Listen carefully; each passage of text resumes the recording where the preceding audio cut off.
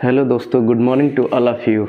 आज हम लेकर आए हैं बहुत ही इम्पोर्टेंट क्लास, केमिस्ट्री का बहुत ही इम्पोर्टेंट क्लास, जिसमें हम आपको आज बताएंगे कि कैसे किसी भी तत्व के परमाणु के इलेक्ट्रॉनिक विन्यास निकाल सकते हैं। आज हम इसमें आपको दो सिद्धांत के माध्यम से, जो हम लोग जानते हैं, एक बोर-बरी सिद्धांत और दूसरा होता है अफबाउ नियम सिद्धांत। जैसे अफबाउ कोई वैज्ञानिक नहीं था बल्कि एक जर्मन भाषा है। इसी के अंतर्गत हम किसी भी तत्व के परमाणु संख्याओं का इलेक्ट्रॉनिक विन्यास कर सकते हैं। जैसा कि देखिएगा, सबसे पहले हम लोग किसी भी तत्व के परमाणु के इलेक्ट्रॉनिक विन्यास निकालने के लिए क्या करते हैं कि तत्वों की सारणी पर एक बार ध्यान देते हैं। विन्यास कैसे निकालेंगे, इलेक्ट्रॉनिक विन्यास। देखिए, सबसे पहले हम किसी भी तत्व के परमाणु संख्या के इलेक्ट्रॉनिक विन्यास दो सिद्धांतों के माध्यम से निकालते हैं। यानी सबसे पहला है बोर-बरी सिद्धांत और दूसरा है अफबाउ सिद्धांत। अफबाउ कोई वैज्ञानिक नहीं था बल्कि जर्मन भाषा है। उसी के अंतर्गत हम क्या करते हैं, किसी भी तत्व के परमाणु संख्या का इलेक्ट्रॉनिक विन्यास निकालते हैं। आज यहाँ हम देखेंगे इन दोनों नियमों के आधार पर कैसे इलेक्ट्रॉनिक विन्यास निकाल सकते हैं। देखिए, बहुत ही आसान तरीका हम बताएंगे जिसके तहत आप इलेक्ट्रॉनिक विन्यास किसी भी तत्व के कितना का भी तत्व, कोई भी आवर्त सारणी से आप कोई भी तत्व लीजिएगा तो उसका परमाणु संख्या के हिसाब से आप इलेक्ट्रॉनिक विन्यास कर सकते हैं। देखिए, सबसे पहले हम आवर्त सारणी के ऑर्बिटलों के हिसाब से जो भी ऑर्बिटल होते हैं उनको दर्शाएंगे। एस, पी, डी और एफ, 4 ऑर्बिटल होते हैं। यानी 4 ऑर्बिटल में हम लोग मैक्सिमम इलेक्ट्रॉन की संख्या को दर्शाएंगे। सबसे पहले एस ब्लॉक में अधिक से अधिक 2 इलेक्ट्रॉन होते हैं, पी ब्लॉक में अधिक से अधिक 6 इलेक्ट्रॉन होते हैं और डी ब्लॉक में अधिक से अधिक 10 इलेक्ट्रॉन होते हैं और एफ ब्लॉक में अधिक से अधिक 14 इलेक्ट्रॉन होते हैं। ठीक, अब क्या करेंगे, इन हम एस, पी, डी, एफ चारों ब्लॉक के अंतर्गत क्या करेंगे, सबसे पहले एक सारणी बनाएंगे और सारणी को बना करके हम इन सारी चीज़ों को, यानी किसी भी तत्व के परमाणु के इलेक्ट्रॉनिक विन्यास निकाल सकते हैं। देखिएगा, सबसे पहले सारणी बनाने के लिए हम क्या करेंगे, ऐसे लिखेंगे 1 2 3 4 5 6 7 8 तक लिख दिए। ठीक, अब क्या करेंगे, एक ऊपर से और एक नीचे से संख्या को छोड़ करके बाकी सभी नंबर को फिर से पैरेलल लाइन में दर्शा देंगे।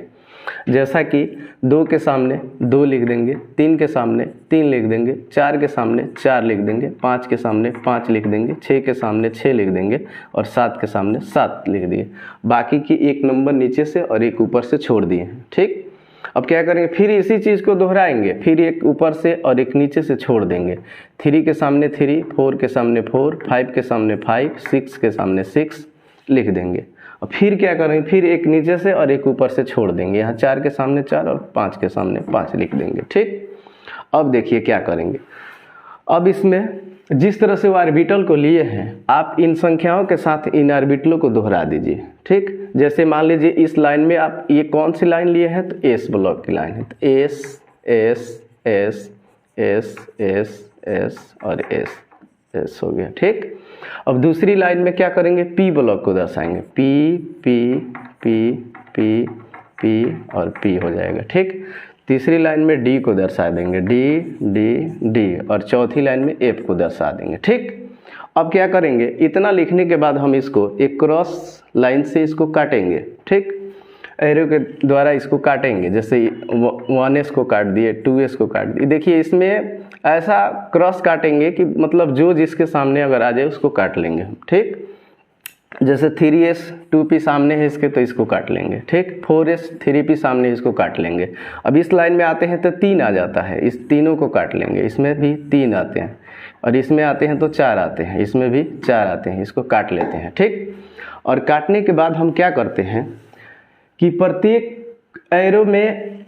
में एरो लगा देते हैं, तीर का चिन्ह लगा देते हैं। ठीक, तीर का चिन्ह लगाने के बाद हम क्या करते हैं, अब इसमें कोई भी तीर खींचते हैं तो तीर में क्या होता है, हेड और टेल होता है। जैसे तीर वाले को हेड कहते हैं, इधर वाले भाग को हेड कहते हैं और इधर वाले को टेल कहते हैं। अब क्या करेंगे, यहाँ पर सभी को हम हेड टू टेल से मिला देंगे। हेड टू टेल से मिला देंगे। मिलाने का क्रम क्या होगा, जैसे इसके हेड को इसके पूंछ से मिला देंगे। ठीक, देखिए हेड मीन्स होता है सिर और टेल मीन्स होता है पूंछ। ठीक, तो देखिए अब क्या करेंगे, यहाँ पर प्रत्येक के हेड से सिर, ये प्रत्येक के सिर को पूंछ से मिला देंगे। जैसे देखिए इसके सिर को इससे पूंछ से मिला दिए, इसके सिर से इसको पूंछ से मिला दिए, अब इसके सिर से इसके पूंछ से मिला दिए, इसके सिर से इसके पूंछ को मिला दिए, फिर इसके सिर से इसके पूंछ को मिला दिए, फिर ऐसा करके इसको मिला दिए। ठीक, अब देखिए हमारा सारणी तैयार हो गया। अब इस सारणी को सजाने का तरीका है, देखिए खूब अच्छे से समझिएगा। सबसे पहले क्या करेंगे, इन सारणी को सजाने के लिए जैसे जैसे जिस तीर के माध्यम से हेड टू टेल मिलाते गए हैं, आप अगर एक लाइन बनाएंगे तो सभी एक लाइन पर ये मौजूद हो जाएगा। अब देखिए क्या करेंगे, सबसे पहले जैसे जैसे इस लाइन को लिए हैं वैसे वैसे यहाँ पर लिखेंगे हम इनको। जैसे मान लीजिए इस लाइन में आइएगा तो 1s मिला, अब यहाँ इस लाइन से होते हुए जाइएगा तो क्या मिला, 2s मिला। ठीक, अब इस लाइन से होते हुए फिर जाइएगा तो क्या मिला, 2p मिला। ठीक, 2p मिला, फिर इस इधर आइएगा तो 3s मिला। ठीक, अब इस लाइन से फिर होते हुए जाइएगा तो 3p मिला, 3p को लिख दिए। ठीक, अब इस लाइन में आइएगा तब क्या मिला, 4s मिला, तो 4s को लिख दिए। ठीक, अब ऐसे जा करके फिर ऐसे आए तो क्या मिला, 3d को लिख लिए। ठीक, अब फिर आगे बढ़िएगा तो क्या मिला, 4p मिला, 4p को लिख दीजिए। ठीक, 4p मिला, आगे बढ़िएगा तो मिलेगा 5s मिला, तो 5s को लिख दिए। ठीक, यानी जैसे जैसे आगे बढ़ेंगे वैसे वैसे हम लिखते चले जाएंगे। अब इससे आगे बढ़ेंगे तो 4d मिला हमको, 4d को लिख दिए। ठीक, अब चलिए आगे बढ़ें तो 5p मिला, 5p को लिख दिए। ठीक, आगे बढ़े तो 6s मिला, 6s को लिख दिए। ठीक, फिर अब ऐसे बढ़ रहे हैं तो हमको 4f मिल रहा है, 4f को दर्शा दिए। ठीक, 4f को दर्शा दिए। अब यहाँ पर 5d मिला है तो 5d को दर्शा दिए। ठीक, आगे बढ़ेंगे तो 6p मिला है, 6p को दर्शा देंगे। आगे 7s मिला है, 7s को दर्शा देंगे। ठीक, फिर अब ऐसे जा रहे हैं तो ऐसे आ रहे हैं तो हमको मिल रहा है, क्या मिला, 5f मिला, 5f को दर्शा दिए। ठीक, 6d मिला, 6d को लिख दिए। ठीक, फिर 7p हो गया, फिर आगे बढ़े तो 8s मिला। ऐसे हम करके सारणी को लिख लिए। अब हम क्या करेंगे, जैसे इस सारणी से हमको ये चीज़ मिल गया, अब इसमें से क्या करेंगे, देखिए एक आसान, बहुत ही आसान तरीका बताते हैं इसको। सबसे पहले अगर इसको सजाने के लिए आप सजाएंगे तो हमको मिल क्या रहा है, s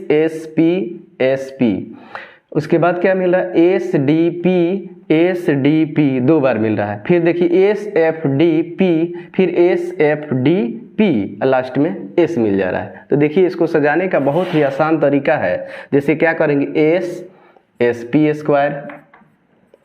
ठीक, उसके बाद क्या करेंगे, फिर हमको क्या मिला, फिर SP यानी SP² कर दिए, फिर हमको मिला SDP, और फिर देखिएगा SDP यानी SDP का स्क्वायर कर देंगे, SDP का स्क्वायर कर देंगे। ठीक, उसके बाद हम देख रहे हैं SFDP 2 बार मिल रहा है तो क्या कर देंगे, SFDP का स्क्वायर कर देंगे, और लास्ट में फिर S मिल रहा है, S को यहाँ पर लिख देंगे। ठीक, क्यों, क्योंकि फिर अगर इस रूप को हम इस रूप में सजाएंगे तो फिर से हम इससे ऐसे इस रूप में सजाकर दिखा सकते हैं। ठीक, जैसे देखिएगा अब यहीं पर हम दिखा रहे हैं, जैसे मान लीजिए इस चीज़ को फिर इसके रूप में हम सजाना चाहेंगे तो यहाँ पर हम देख सकते हैं कि क्यों S, जैसे देख लीजिए SP का स्क्वायर है तो SP 2 बार लिख देंगे। SDP का स्क्वायर है तो SDP 2 बार लिख देंगे। ठीक, SFDP का स्क्वायर है तो लिख देंगे SFDP, और फिर लिख देंगे SFDP, 2 बार हो गया।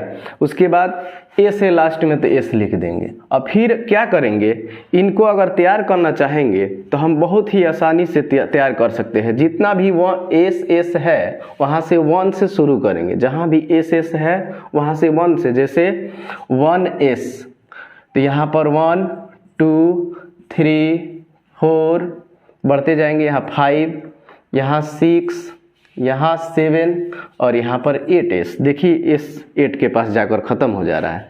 फिर अब दूसरी लाइन लेंगे, s के बाद क्या आ रहा है, p आ रहा है, तो p को हम 2 से शुरू करेंगे, जैसे 2, 2p, 3p, यहाँ पर 3 डाल दिए। अब यहाँ पर फिर हम देखते जाएंगे p कहाँ है, p यहाँ है, तो यहाँ पर 4 डाल देंगे।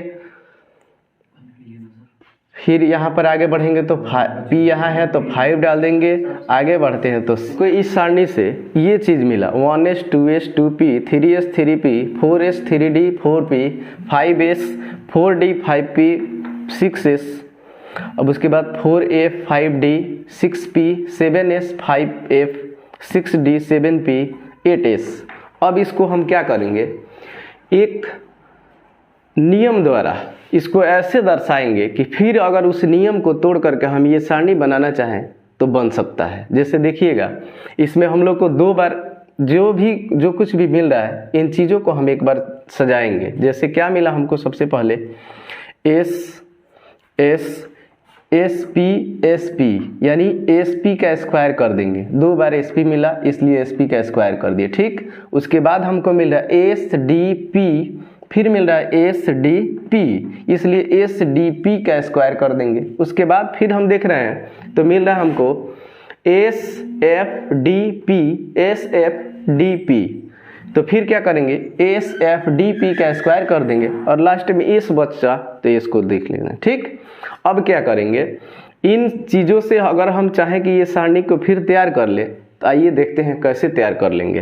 तो सबसे पहले हम क्या करेंगे, इन चीज़ों को फिर से उस रूप में दर्शाएंगे। तो सबसे पहले s है तो s लिख दीजिए, sp का स्क्वायर है तो 2 बार sp लिख दीजिए, ठीक। sdp का स्क्वायर है तो 2 बार इसको लिख दीजिए, sdp sdp, ठीक, 2 बार लिख दिए। अब क्या करेंगे, यहाँ पर sfdp का स्क्वायर है तो इसको भी फिर 2 बार लिख देंगे, sfdp, अब फिर क्या कर देंगे, sfdp लिख देंगे। उसके बाद लास्ट में s है तो s को उतार देंगे, ठीक। अब क्या करेंगे, इन संख्याओं को बैठाना है हम लोग को। तो सबसे पहले s से जहाँ से शुरू हुआ है उसको 1 से शुरू कीजिए, 1 2 3 4 5 6 7 8, ठीक। इसमें भी हम s वाली संख्याओं, s के साथ संख्याओं को देखते हैं तो 8s तक जा रहे हैं, इसमें भी हमें 8s मिल गया।